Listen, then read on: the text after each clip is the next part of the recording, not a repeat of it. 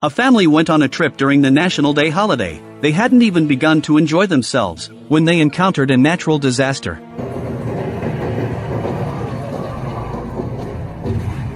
However, they had no idea this was just an appetizer. What followed would be the main act. The unfortunate man was Peter. He had a beautiful wife, Julia, and a pair of lovely children, Bravo and Casey. After several days off to compensate his additional working days, he finally had the chance to enjoy the National Day holiday, so the family took a yacht out to sea to celebrate. Peter finally had time to enjoy his favorite pastime, fishing. He used his years of experience working for the Air Force to carefully teach his son how to fish correctly. Perhaps it was beginner's luck. Bravo quickly caught a fish. Peter felt a mix of emotions inside, and he quietly slipped back into the cabin, but neither of them noticed that the compass on the boat was spinning oddly. At the same time, Julia jumped off the yacht. Her favorite activity was swimming. She especially enjoyed the feeling of floating freely on the surface of the sea. However, she sensed that something was off soon. She hadn't done anything, but she inexplicably began to spin. At the beginning, Julia thought it was just the waves, so she didn't pay much attention, but as things following, she started to panic. A mysterious current appeared around her, pushing her further away. The yacht was already over 100 meters away from her. When she was unknowing, Julia sensed that something was wrong, and immediately swam towards the boat. But the current seemed to be growing stronger, and instead of bringing her closer to the yacht, it pushed her further away. At this time, Julia finally panicked, and she shouted for help to her family on the boat, but her daughter Casey was wearing headphones, and couldn't hear any sounds at all. Fortunately, Peter noticed something was wrong. His wife had seemingly disappeared from the boat. After searching for a while, he finally spotted Julia, who was about to drown nearby. Peter steered the boat towards his wife, and when he got close, Peter immediately jumped into the water to pull Julia up from the sea. This incident left the family filled with confusion, and through Julia's account, they learned that there seemed to be a strong current in the sea. For swimmers, this was an extremely dangerous situation, but as long as they did not swim, they would be fine. So, they didn't concern it. They held a birthday party for their son, Bravo, at that night. The atmosphere was filled with joy. However, at that time, Casey's computer suddenly rang, and it was a call from her boyfriend. Casey didn't shy away from her parents, so she answered the video call on the spot. From her boyfriend, she learned that there was a magical sky phenomenon on his side. Colorful lightning flickered continuously, and it was definitely a once-in-a-millennium sight, so he invited Casey to admire it. Then, they said much sugared words. However, the video call was suddenly disconnected, leaving Casey with puzzled. She could only reassure herself that her boyfriend must be busy. With lightning appearing, it was likely going to rain. The yacht suddenly began to rock eerily. When she was about to close her laptop, the family quickly came to the deck to observe, and discovered that a large group of whales was passing by. At this time, they were still marveling at this peculiar vision, but they never thought why there were so many whales so close to shore. Nevertheless, this joy didn't last long, because one whale happened to pass by beneath the yacht. Its massive body slammed into the yacht suddenly. Although for the whale it was just a minor bump, for Peter and the others, it was a huge problem, because the yacht's engine had broken down, and if nothing unexpected happened, they would likely be stranded on this sea, and with the nearby currents, they had no idea where they might show up, not to mention the work they had later. So, they immediately tried to call for help from the maritime rescue team. However, when Julia picked up the radio, she discovered that the area they were in seemed to have no signal. Hearing this news, the family felt even more desperate. If they were to be hit by another whale, they might have to consider how to choose a good spot for burial at sea. Fortunately, the whale seemed to deliberately avoid them. Peter had to try to fix it himself, so he put on his diving equipment and dove into the water underneath the boat. Not long after, he actually managed to restore it. However, Peter unfortunately got his arm cut in the process, but fortunately, he could operate the boat normally to leave. However, when things seemed to settle down, Peter and the others hadn't had a chance to relax. When they suddenly saw a fireball falling in the distance, their first reaction was that it was a meteorite. But it is strangely,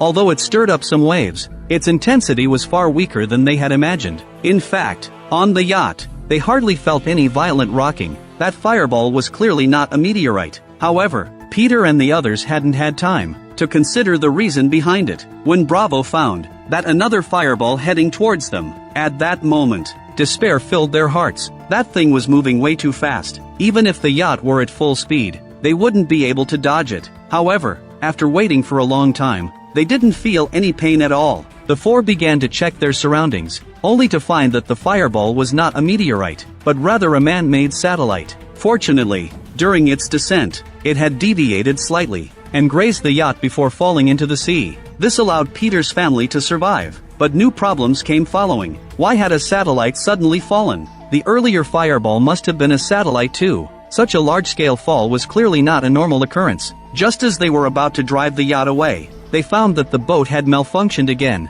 It turned out that during the earlier full-speed operation, the already damaged yacht had damaged another part. Now it was immobile completely. So, the family had no choice but to wait quietly. Fortunately, there were no more disturbances that night, and the few of them fell into a deep sleep unconsciously. However, when they woke up, they were stunned by the sight before them. They had moved from the vast ocean to a desert somehow. Peter and the others connected many dots, but now, the most important thing was to determine their current location. They took out a compass, but the compass spun faster than a top. If it wasn't broken, then there must be a problem with the local magnetic field. Just as everyone was puzzled, Peter was startled by two large crabs suddenly appearing on his shoulder. Upon closer making a scrutiny, he realized that it was his son Bravo who had brought them. Based on Peter's years of deep-sea fishing experience, these crabs were a type of deep-sea crab, living at least 500 meters below the surface. They should never be found on a desert. But now, they not only defied logic,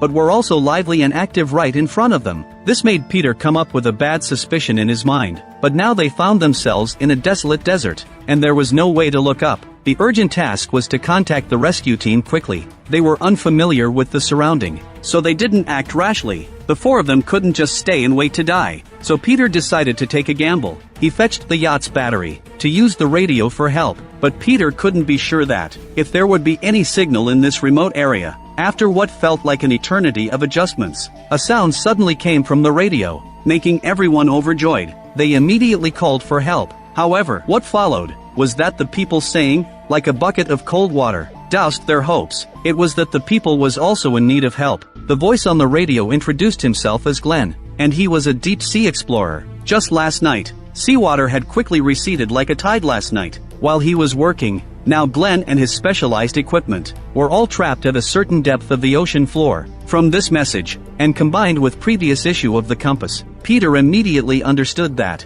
it was geomagnetic problem. So, their location hadn't never changed. It was just that the seawater had gone elsewhere. But this news was not actually useful, because the currents at sea, they had long lost track of where they had drifted to. The last reliable news they had was from before Julia had drowned yesterday, and they were about 500 miles from the shore at that time. After that, the two parties exchanged more information, learning that Glenn had been injured during the retreat of the tide. Fortunately, Julia was a doctor, and she could help him with treatment. So, Glenn voluntarily revealed his location. Peter found it from the map, and determined Glenn's approximate position. It was about 200 miles away from them, compared to searching for an unknown distance to the coastline. A better choice was that they went to Glenn's address. Moreover, based on Peter's speculation, if the seawater was just receding, and then there would definitely be a time for it to rise again. At that time, the damaged yacht would certainly be unable to provide shelter. Instead of Glenn's professional deep-sea exploration equipment, could withstand the fierce impact of the waves, and so, they quickly gathered their belongings from the yacht, and took a few defensive equipment with them. Before heading towards Glenn's location on the map,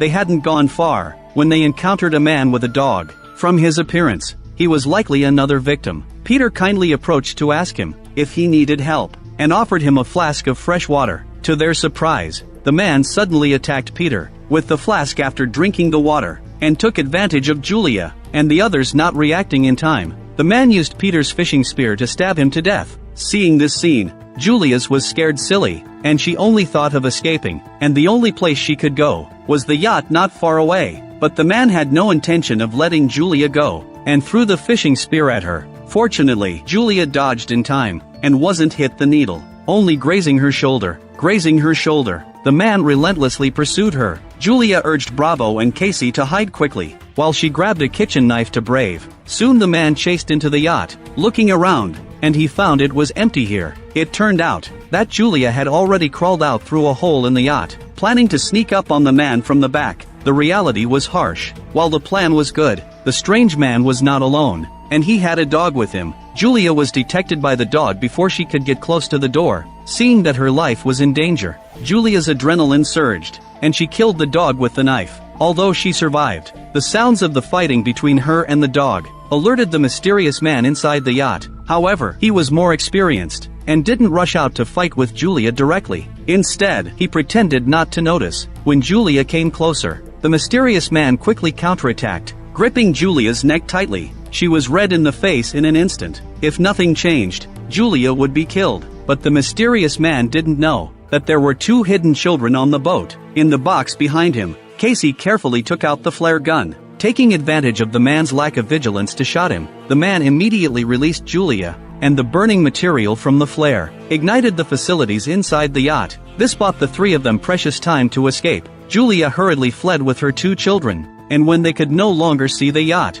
they dared to rest for a moment. Julia finally had time to tend to her wounds at that time, and to check their supplies. The food that they carrying was only enough for about 3 days. It was barely sufficient for a 200-mile journey, but the greatest loss from this accident was the death of her husband, Peter. The family felt deeply sorrowful. This grief had to be buried deep for now, because they didn't know when the tide would rise again. If they still had no shelter by then, they would surely meet Peter again. So, they set off again to find Glenn after a brief rest. However, the 3 hadn't noticed that the man had not been killed by the fire, and had actually followed them closely. He was quietly trailing behind them. As night fell, Julia and her 2 children, who had walked all day, decided to find a place to rest. There was the wreckage of a crashed plane nearby, which would serve as a decent resting spot. This also provided the mysterious man with an opportunity to strike. When the night grew deep and quiet, daughter Casey wanted to step outside for a moment, but she unaware that the mysterious man was waiting for a chance outside. He saw Casey emerge from the plane wreckage, and quietly approached her, preparing to launch a deadly attack. However, when he reached Casey,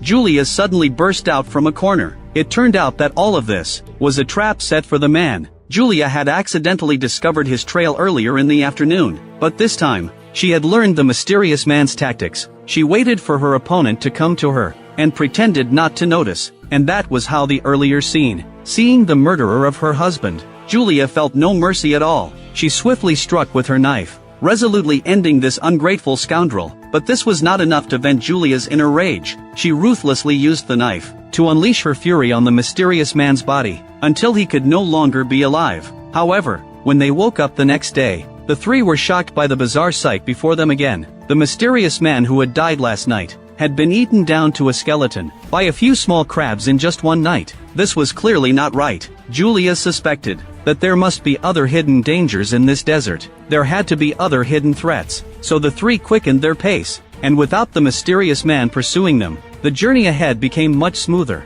But the manner of the mysterious man's death left their heavy impression and wouldn't go away. But the good times didn't last long. As the sun was about to set again, the 3 were preparing to rest when they suddenly saw a mass of dark figures approaching in the distance. Although they couldn't see clearly, without knowing the extent of the danger, they remained cautious. The 3, originally fatigued, unleashed a surge of strength, once more under the influence of adrenaline, and fled frantically into the distance. But the dark figures followed them, seemingly fixated on the 3 of them. Julia and the others spotted a stranded cargo ship. After running for a long time, there were quite a few survivors outside. The 3 immediately ran towards them, hoping to ask what those dark figures were. However, those people only saw the shadows from afar horrifically. They dove into the containers without doubt, and locked themselves inside. This made Julia and the others dumbfounded. They could tell that those dark figures were extremely dangerous from their reaction. So, they decisively climbed up into the containers, hoping it would block those creatures. Not long after,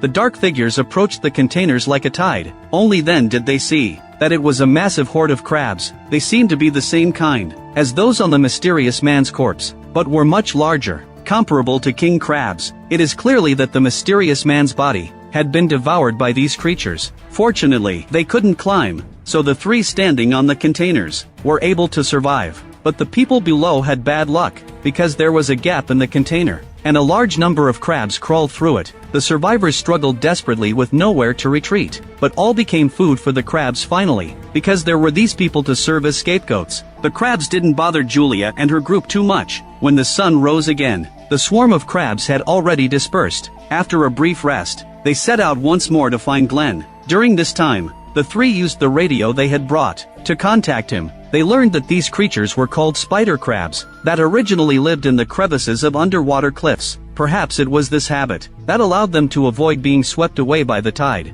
And starving spider crabs had become the most dangerous group in this area now. The three quickened their pace after learning these messages, hoping to reach Glenn's location before the third sunset. However, things would not go smoothly. After half a day's walk, they had arrived near Glenn's area, but to reach their destination, they still had to cross an underwater fissure, and there was exactly a nest of spider crabs. Now they found themselves in a dilemma. If they moved forward, it would be a near certain death, but staying here was just waiting to die. So, they had no choice but to grit their teeth and traverse the canyon. Fortunately, the spider crabs were sleeping. Because of the unfortunate persons had been fed of those crabs, the three quietly traversed a long distance. Suddenly, there was a collapse above the canyon. Julia quickly pushed the two children aside, and many rocks came crashing down, but she was trapped on this side, and due to the noise just now, the spider crabs were awakened. If nothing unexpected happened, Julia would be killed. However, the two children did not give up on their mother. They climbed to the top of the rubble,